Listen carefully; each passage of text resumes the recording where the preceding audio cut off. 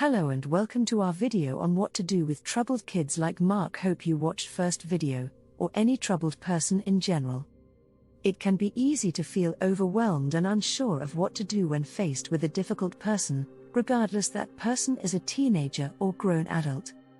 A troubled adult is just someone who struggled with challenges and behaviors as a teenager and never fully addressed or resolved them. So what should you do? One common reaction that many parents have is to get tough and try to assert their authority. They may spell out rules, talk to their child like a boss, and try to show who is in control.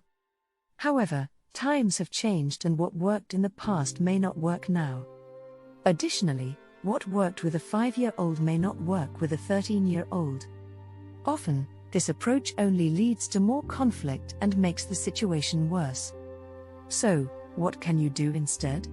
The key is to remember that you cannot force someone to obey you, especially if they are resistant.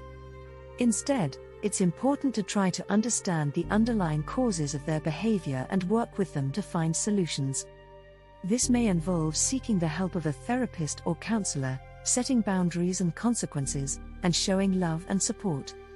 Another approach that some people take when dealing with a troubled teenager or difficult person is to avoid conflict by giving in to their demands or wishes. However, experience has shown that this doesn't work either. If we give teenagers independence without guidance on how to face responsibilities, they may grow up with no self-discipline and no willpower. They may treat their parents and others like servants, and this can lead to a lifetime of problems. So, what can you do instead? The key is to do nothing regularly for teenagers that they can do for themselves.